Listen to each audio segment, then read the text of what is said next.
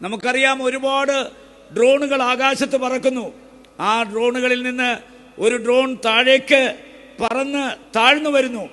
അതിൽ നിന്ന് ഒരു ടിക്കറ്റ്, ആ ടിക്കറ്റ് കട്ട് ചെയ്തുകൊണ്ടാണ് ഞാൻ ഇതിൻ്റെ ചടങ്ങ് ഔപചാരികമായി ഉദ്ഘാടനം ചെയ്തത്.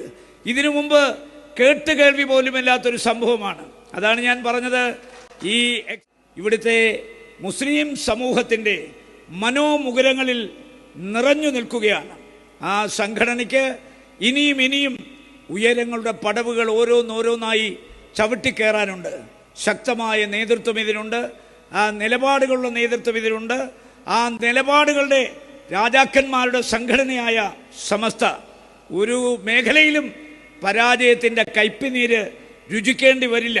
അതുകൊണ്ട് ഇനിയും ഇനിയും ഉയരങ്ങളുടെ പടവുകൾ ചവിട്ടിക്കയറാൻ, മാത്രമല്ല ഈ സംഘടനയെക്കുറിച്ച് കേരളത്തിലും ഇന്ത്യയിലും മാത്രമല്ല ലോകമെമ്പാടുമുള്ള ആളുകൾ ഈ എക്സ്പോയിലൂടെ അറിയാനും അറിയിക്കാനുമാണ് ഈ സമസ്ത 100ാം വാർഷികത്തോടനുബന്ധിച്ച് ഈ എക്സ്പോ ഇവിടെ സംഘടിപ്പിച്ചിരിക്കുന്നത്.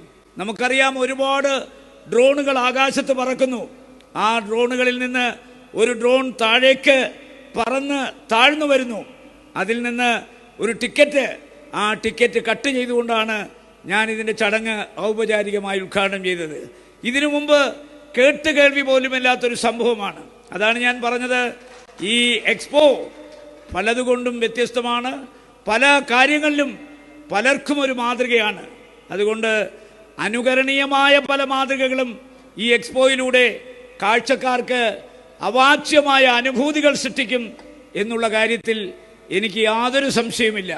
ഒരു പാർലമെന്റ് അംഗം എന്നുള്ള നിലയ്ക്ക് ഈ പാർലമെന്റ് സമ്മേളനം നടക്കുന്നതിനിടയ്ക്ക് ഞാൻ ഇനിയും 7, 8, 9 തീയതിയിൽ നടക്കുന്ന ഈ 100ാം വാർഷിക സമ്മേളനത്തിൽ പരമാവധി സമയം നിങ്ങളോടൊപ്പം ചെലവഴിക്കണമെന്ന് എനിക്ക് അതിയായ മോഹമുണ്ട്, ആഗ്രഹമുണ്ട്. കാരണം പാർലമെന്റിലേക്കാണ് നിങ്ങൾ എന്നെ തിരഞ്ഞെടുത്ത് അയച്ചെങ്കിലും പാർലമെന്റിൽ ഇരിക്കുമ്പോൾ എന്നെ അവിടെ എത്തിച്ച ആളുകളെ മറന്ന് എനിക്കൊന്നും ചെയ്യാൻ പറ്റില്ല. അതുകൊണ്ട് എൻ്റെ മനോമുകുരത്തിൽ നിറഞ്ഞു നിൽക്കുന്ന സമസ്തയുടെ സമ്മേളനം ഇവിടെ നടക്കുമ്പോൾ മനസ്സമാധാനത്തോടുകൂടി ഡൽഹിയിൽ പാർലമെന്റിൽ ഇരിക്കാൻ എനിക്കാകാത്തത് കൊണ്ടാണ് ഞാൻ ഇന്നിവിടെ എത്തിയതും അതുപോലെ തന്നെ 7, 8 തീയതികൾ നടക്കുന്ന ആ സമ്മേളനത്തിൽ പങ്കെടുക്കാൻ വീണ്ടും ഇവിടെ വരുന്നതും. കാരണം എൻ്റെ മനസ്സ് ആനന്ദസാഗരത്തിൽ ആറാടുകയാണ്.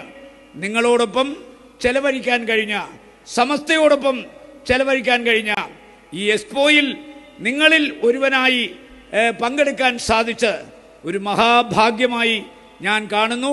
അതിനവസരമുണ്ടാക്കി തന്ന സമസ്ത ജംഇയ്യത്തുൽ ഉലമയുടെ ഭാരവാഹികൾക്ക്, ഈ എക്സ്പോയുടെ സംഘാടകർക്ക്, സ്വാഗത സംഘത്തിൻ്റെ ചെയർമാൻ അടക്കമുള്ള ഭാരവാഹികൾക്ക്, മഹാപണ്ഡിതന്മാർക്ക്, ഈ പ്രസ്ഥാനത്തെ ഊട്ടി വളർത്തി ഈ പ്രസ്ഥാനത്തെ ചോദ്യം ചെയ്യാനാകാത്തൊരു സംഘടനയാക്കി മാറ്റിക്കൊണ്ടിരിക്കുന്ന മുഴുവൻ ആളുകൾക്കും സർവശക്തനായ പടച്ച തമ്പുരാൻ നന്മ വരുത്തട്ടെ എന്ന് പ്രാർത്ഥിച്ചുകൊണ്ട് ഈ എക്സ്പോ ഞാൻ നിങ്ങളുടെ എല്ലാം അനുഗ്രഹത്തോടെ ആശീർവാദത്തോടെ ഔപചാരികമായി ഉദ്ഘാടനം ചെയ്തതായി അറിയിക്കുന്നു.